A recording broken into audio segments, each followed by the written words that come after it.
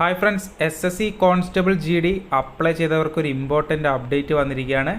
ഇത്തവണത്തെ എക്സാം എഴുതാൻ പറ്റുമോ? അതാണ് ഇപ്പോൾ ഒരു ഇമ്പോർട്ടൻ്റ് അപ്ഡേറ്റ് ആയിട്ട് വന്നത്. അതായത് നിങ്ങളുടെ ആപ്ലിക്കേഷൻ സ്റ്റാറ്റസ് ചെക്ക് ചെയ്യാനുള്ള വിൻഡോ വന്നിട്ടുണ്ട്. SSC KKR region, Kerala Karnataka റീജിയൻ്റെ വെബ്സൈറ്റ് വഴിയാണ് നിങ്ങളിപ്പോൾ ചെക്ക് ചെയ്യേണ്ടത്.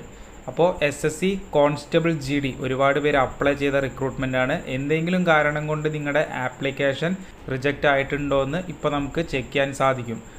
അപ്ലൈ ചെയ്ത എല്ലാവരും ഈ ഒരു ആപ്ലിക്കേഷൻ സ്റ്റാറ്റസ് പെട്ടെന്ന് ചെക്ക് ചെയ്ത് വെക്കുക. അപ്പോൾ എങ്ങനെയാണെന്ന് ഞാൻ കാണിച്ചു തരാം. അതിന് നിങ്ങൾ SSC KKR റീജിയൻ്റെ വെബ്സൈറ്റിലാണ് ലോഗിൻ ചെയ്യേണ്ടത്. അപ്പോൾ SSC KKR റീജിയൻ്റെ വെബ്സൈറ്റ് ഓപ്പൺ ആയിട്ടുണ്ട്. ഇവിടെ നിങ്ങളുടെ രജിസ്ട്രേഷൻ നമ്പർ അടിക്കുക. അതിനുശേഷം നിങ്ങളുടെ ഡേറ്റ് ഓഫ് ബർത്തും തെറ്റാതെ അടിച്ച് ഈ ഒരു കോളം നിങ്ങൾ ടിക്ക് കൊടുത്ത് ചെക്ക് ആപ്ലിക്കേഷൻ സ്റ്റാറ്റസ് കൊടുത്താൽ നിങ്ങളുടെ ആപ്ലിക്കേഷൻ സ്റ്റാറ്റസ് കാണാൻ സാധിക്കും. ഞാൻ ജസ്റ്റ് കാണിച്ചു തരാം. ഇനിയിപ്പോൾ അഥവാ നിങ്ങളുടെ രജിസ്ട്രേഷൻ നമ്പർ മറന്നു കഴിഞ്ഞാൽ, രജിസ്ട്രേഷൻ നമ്പർ നിങ്ങൾക്ക് ഓർമ്മയില്ലെങ്കിൽ നിങ്ങളുടെ ഫസ്റ്റ് നെയിം, ഇപ്പോൾ രാഹുൽ എന്നാണ് പേരുന്നെങ്കിൽ രാഹുൽ എന്ന് ടൈപ്പ് ചെയ്ത് കൊടുക്കുക. അതിനുശേഷം നിങ്ങളുടെ അച്ഛൻ്റെ പേരും അടിക്കുക. അതിനുശേഷം നിങ്ങളുടെ ഡേറ്റ് ഓഫ് ബർത്തും തെറ്റാതെ അടിച്ച് സെർച്ച് കൊടുത്തു കഴിഞ്ഞാൽ നിങ്ങളുടെ രജിസ്ട്രേഷൻ നമ്പർ കിട്ടും.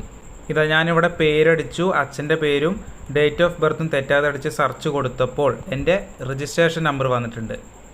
ഈ ഒരു രജിസ്ട്രേഷൻ നമ്പറാണ് നിങ്ങൾ ഇവിടെ ടൈപ്പ് ചെയ്ത് കൊടുക്കേണ്ടത്. അതിനുശേഷം ഡേറ്റ് ഓഫ് ബർത്തും അടിച്ച് ഒരു ടിക്ക് കൊടുത്ത് നിങ്ങളുടെ ചെക്ക് ആപ്ലിക്കേഷൻ സ്റ്റാറ്റസ് കൊടുക്കുക.